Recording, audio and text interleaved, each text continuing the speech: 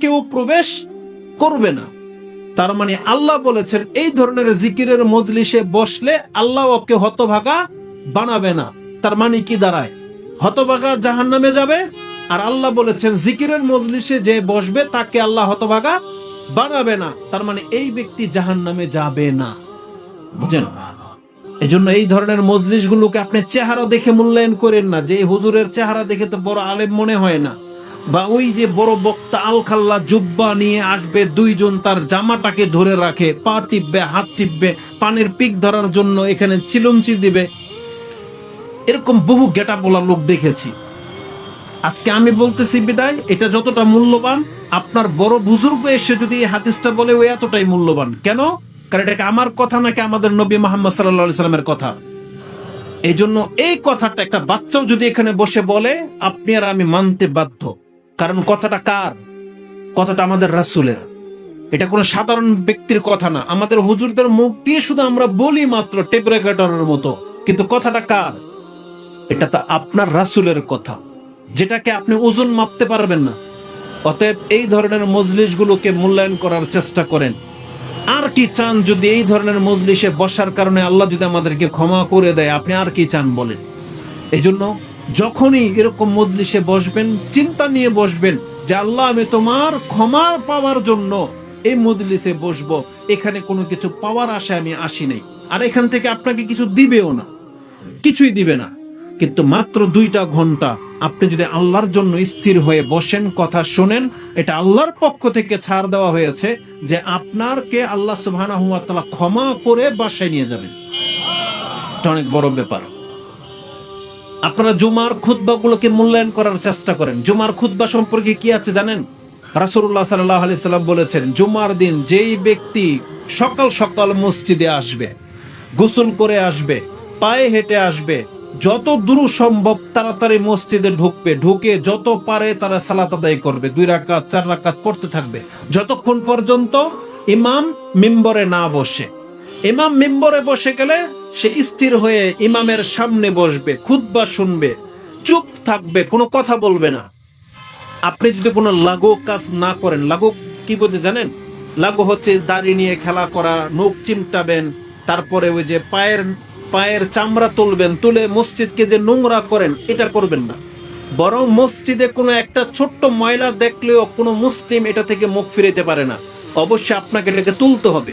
কারণ রাসূলুল্লাহ সাল্লাল্লাহু আলাইহি ওয়াসাল্লাম বলেছেন যে আমার সামনে ভালো কাজের এবং মন্দ কাজের লিস্ট লিখে আমাকে দেখানো হয়েছে, এবং আমি তাতে দেখতে পেয়েছি মসজিদ থেকে ময়লা তুলে ফেলে দেওয়া আল্লাহর ভালো কাজের লিস্টের মধ্যে আল্লাহ উল্লেখ করে রেখেছেন।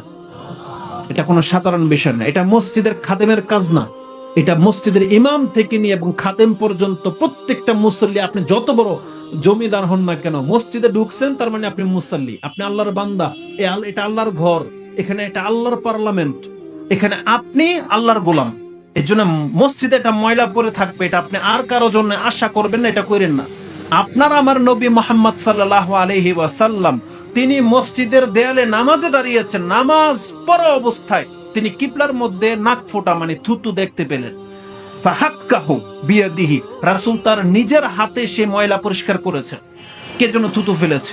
তারপর রাসূলুল্লাহ সাল্লাল্লাহু আলাইহি সাল্লাম আমাদের দিকে ঘুরে বলেছেন যে তোমরা যখন নামাজে দাঁড়াও, ইন্নাল আবদা ইজা কামা ফিস সালাহ ফা ইন্নাল্লাহা বাইনাহু ওয়া বাইনা কিবলাতি, আল্লাহ তার আর তার কিবলার মাঝখানে আল্লাহ উপস্থিত থাকেন। বুঝেন? এই জন্য সামনের দিকে থুতু ফেলতে নিষেধ করা হয়েছে। যদি থুতু ফেলতে হয় পায়ের নিচে ফেলতে হবে, আর না হয় রুমাল অথবা টিস্যুতে ফেলে আপনি পকেটে নেবেন, কিন্তু মসজিদকে নোংরা করবেন না। আর কিবলার দিকে থুতু ফেলতে নিষেধ করা হয়েছে। আমি কেন কথাটা বললাম? যে আমাদের নবী মুহাম্মদ সাল্লাল্লাহু আলাইহি ওয়াসাল্লাম তিনি যদি মসজিদের ময়লা পরিষ্কার করতে পারেন, তাহলে আপনার আমার এত দুঃসাহস কোত্থেকে আসে? না, আমাদেরকে ভদ্র হইতে হবে। কারণ আমাদের ধর্মটাই হচ্ছে পরিচ্ছন্ন ধর্ম, এখানে নোংরামের কোনো স্থান নাই। বরং আল্লাহ সুবহানাহু ওয়া তাআলার নামাজেরও আগে পবিত্রতার বিধান আমাদেরকে জানিয়েছেন। আপনি জানেন যখন ওহী নাজিল হচ্ছিল, আপনি তো ভালো করে জানেন যে ওহী নাজিল হয়েছে ইকরা শব্দ দিয়ে, তুমি পড়ো। তারপর কিছুদিন ওহী বন্ধ ছিল, রাসূলুল্লাহ সাল্লাল্লাহু আলাইহি সাল্লাম ভয় পেয়েছিলেন। তিনি যখন চাদর দিয়ে ঘুমিয়েছিলেন তখন আল্লাহর পক্ষ থেকে যেই সূরা দিয়ে নাজিল করা হয়েছে সেটা হচ্ছে ইয়া আইয়ুহাল মুযাম্মিল, ইয়া আইয়ুহাল মুদ্দাসসির, এই সূরা দুটো নাজিল হয়েছে। তো ইয়া আইয়ুহাল মুদ্দাসসিরের মধ্যে আল্লাহ বলেছেন কুম ফাআনজির, আপনি দাঁড়ান এবং সতর্ক করেন জাতিকে, ওয়া রাব্বাকা ফাকাব্বির, আপনার রবের বরত্ব ঘোষণা করেন, ওয়া সিয়াবাকা ফাতাহহির, এবং আপনি আপনার পোশাককে সবসময় পাক সাফ রাখবেন। এর তাফসীর করা হয়েছে যে সব সময় পাপ মুক্ত থাকবেন, আর বাহ্যিক তাফসীর হচ্ছে যেহেতু সিয়াব কাপড়ের কথা আসছে এজন্য আপনার পোশাককে সব সময় পবিত্র রাখবেন। কেন? কারণ এর পরেই নামাজ ফরজ হওয়া শুরু হবে, তাই না? নামাজের জন্য পবিত্রতা লাগে না পোশাক? তার মানে দেখেন ইসলামের প্রথম শিক্ষা পবিত্র থাকো। অথচ আমাদের মুসলিম সন্তানদেরকে যদি নামাজের সময় ডাকেন ওর প্রথম জবাব যে আমার কাপড় না পাক। বুঝেন? তার মানে ইসলামটাকে আমরা কত অ্যাঙ্গেল থেকে নিজের জীবন থেকে সরিয়ে দিয়েছি যে সে বলে আমার কাপড় না পাক, অথচ ইসলামের প্রথম ওজিফা এটা যে তুমি পরো এবং তোমার পোশাককে পবিত্র রাখো।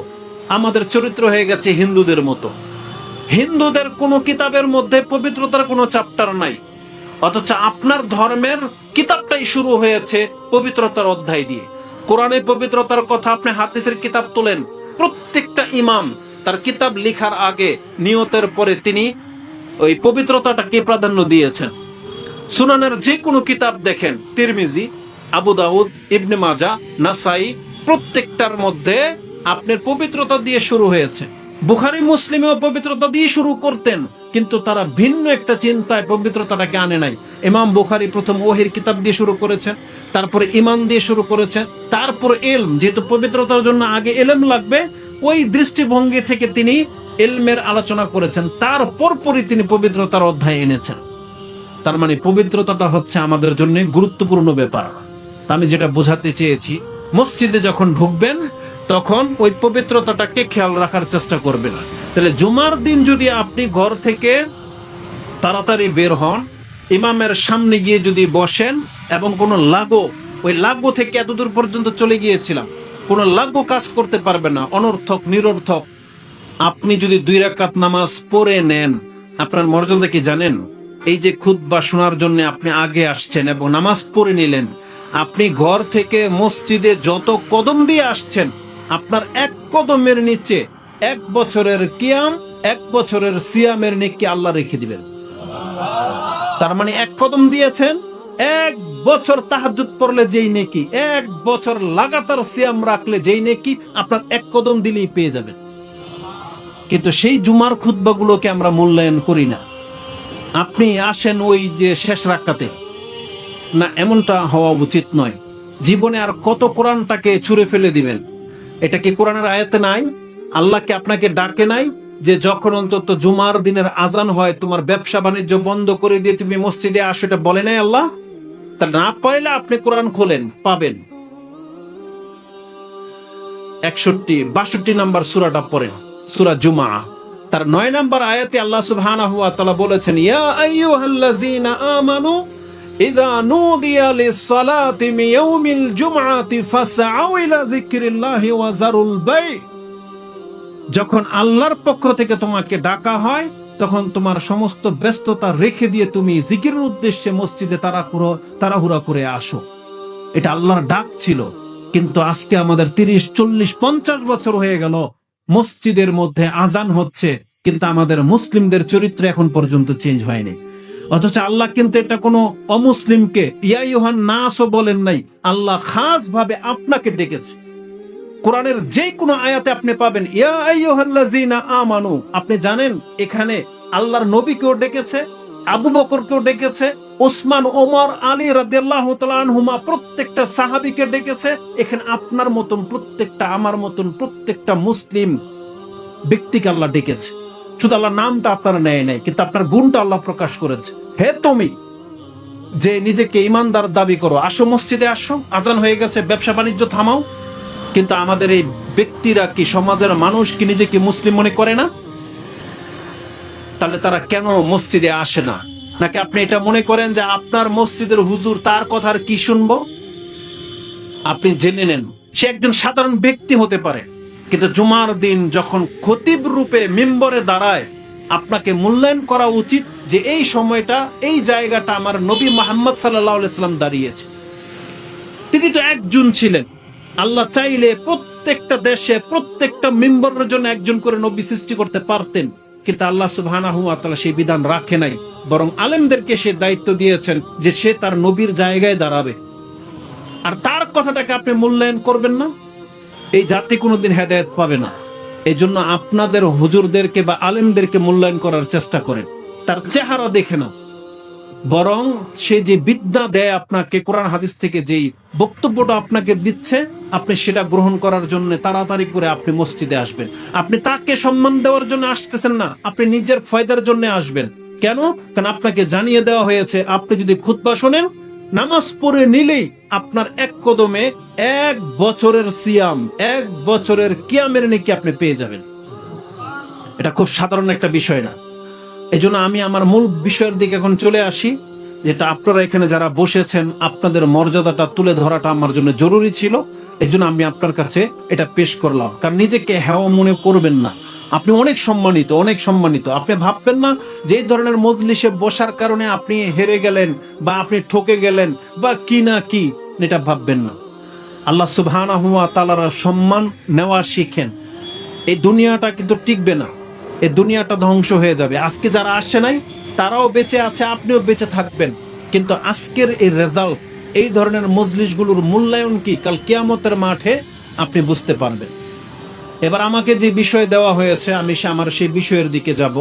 তার আগে বলেছিলাম আমাদের ভাই সূরা কাহফের তাফসীর করতে গিয়ে তিনি একটা কথা বলেছেন, হয়তো আপনারা খুব গুরুত্বের সাথে নেননি। তিনি খাজির আলাইহিস সালাম এবং মুসা আলাইহিস সালামের কথা বলতে গিয়ে তিনি বলেছেন যে অন্তর্দৃষ্টি মানে বিচক্ষণতা, মানুষ আল্লাহর ওলি এমন কিছু দেখতে পায় যেটা সাধারণ মানুষ দেখতে পায় না। বিচক্ষণতা যাদের আছে, এই কথাটার একটা পজিটিভ দিক আছে, একটা নেগেটিভ দিক আছে। পজিটিভ দিক যেটা, এটা হচ্ছে বিচক্ষণতা। যেমন বিচক্ষণতা কি, আপনাদের মধ্যে যাদের জ্ঞান আছে, যেমন আবহাওয়া ও অধিদপ্তর, তারা মেঘ দেখলে বলতে পারে কত মাত্রায় বৃষ্টি হতে পারে।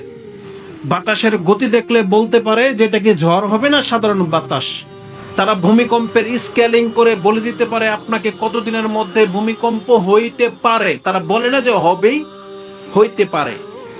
তেমনি আমাদের মুরব্বীরা অনেক কিছু দেখে বলে দেয় যে এটা করতেছে না, এই এখনই পড়বে। আপনি বাচ্চাকে দেখে তো অনেক দেখেন যেটা বেশি লাফায়, তখন গার্জিয়ানরা বলে ওকে থামাও, নাহলে ওই এখনই ব্যথা পাবে। এই যে ব্যথা যে পাইলো, তার মানে কি সে গায়েব জানে? গায়েব জানে না, সে তার অভিজ্ঞতা থেকে বলেছে।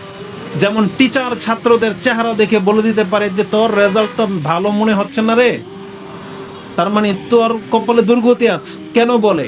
কারণ ওর চিরাচরিত সম্পর্কে এই টিচার জানে। কিন্তু কখনো কখনো ব্যতিক্রম হয়, এই ছেলেও পাশ করে যায় না। কিন্তু কেউ কি টিচারকে দোষারোপ করেন? না, করেন না। কারণ আপনি ভালো করেই জানেন যে টিচার তার অভিজ্ঞতা থেকে কথাটা বলেছে। ঠিক আলেমরাও এই একই লেভেলের অভিজ্ঞ রাখে। আলেম সমাজ যখন কোনো ফিতনা দেখতে পায়, তখন আপনাকে হয়তো সতর্ক করে যে যেও না, এটা ফিতনা, এইভাবে করলে হারামে লিপ্ত হয়ে যেতে হবে, এইভাবে করলে তুমি নাজাত পাবে। আলেমরা এটা বলে। কিন্তু এমন কোনো আলেমের এই ক্ষমতাই হয় নাই যে সে তার অন্তর্দৃষ্টি এমন যোগ্য হয়ে যাবে যে সে আপনাকে চেহারা দেখে বলে দিবে যে আপনি হালালখোর না হারামখোর। এইটার ক্ষমতা কোনো আলেমকে দেওয়া হয়নি। কোন আলেম বলতে পারবে না যে আপনার ব্যাগের মধ্যে এটা কি হালাল টাকার কিনা না হারাম টাকার কিনা। এটা কোনো আলেমকে বুঝতে দেওয়ার ক্ষমতা আল্লাহ সুবহানাহু ওয়া তাআলা দেয় নাই। এটা হচ্ছে বাড়াবাড়ি। কেউ যদি দাবি করে এটা বাড়াবাড়ি হবে। খাজির আলাইহিস সালাম তিনি যে একটা ছেলেকে মেরে দিলেন, নৌকাকে ছিদ্র করে দিলেন, পাহাড় দেয়ালটাকে দাঁড় করিয়ে দিলেন, এগুলো একটাও তিনি নিজের খেয়াল খুশি করেন নাই, আর তার অভিজ্ঞতা থেকেও তিনি করেন নাই। তিনি এটা কেন করেছেন? ওই সূরার সর্বশেষ ঘটনাতে তিনি এই কথাটা উল্লেখ করেছেন যে আমি কেন করলাম। মুসা আলাইহিস সালামকে তিনি বলতেছেন এটা আমি আমার অভিজ্ঞতা থেকে করি নাই। তার মানে প্রত্যেকটা ছিল ওয়াহি। খাজির আলাইহিস সালামকে আল্লাহ ওহী করেছেন তুমি এটা করো, এটা করো।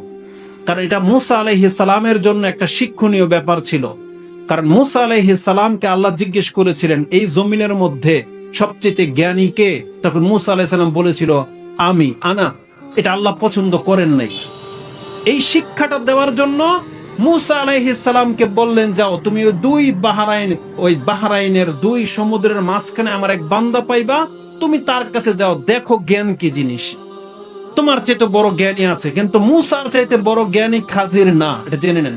কারণ মূসা হচ্ছেন উলুল আজমি মিনার রাসূলের একজন, এটা হচ্ছে শ্রেষ্ঠ রাসূলদের একজন। কিন্তু আল্লাহ কখনো কখনো কাউকে শিক্ষা দেওয়ার জন্য এই কৌশল করে থাকেন। মূসা আলাইহিস সালাম হচ্ছে আমাদের শরীয়তের আলেম, যার কাছে ওহী আসে, কিন্তু আল্লাহ তাকে একটা শিক্ষা দেওয়ার জন্য ওই একটা ব্যতিক্রম ঘটনা আল্লাহ কোরআনে রেখে দিয়েছেন। তার মানে এটা ভাইবেন না যে মূসা আলাইহিস সালামের কাছে শরীয়তের জ্ঞান ছিল আর খাজির আলাইহিস সালামের কাছে মারিফতি জ্ঞান ছিল। বাতিলপন্থীরা যেটা বলে এটাকে নিছক বাতিল কথা।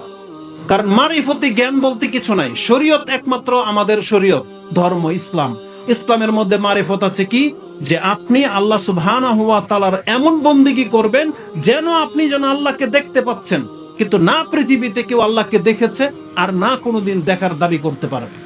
যেখানে আমাদের মুহাম্মদ সাল্লাল্লাহু আলাইহি সাল্লাম তিনি বলেছেন, নূরুন আন্না আরা, আল্লাহ তো হচ্ছেন আলো, নূর, আমরা কিভাবে আল্লাহকে দেখতে পারি? এই চক্ষু দিয়ে কখনো আল্লাহকে আপনি দুনিয়াতে দেখতে পাবেন না। এটা হবে কিয়ামতের মাঠে, এটা হবে জান্নাতে। এই বর্মে স্পষ্ট হাদিস রয়েছে।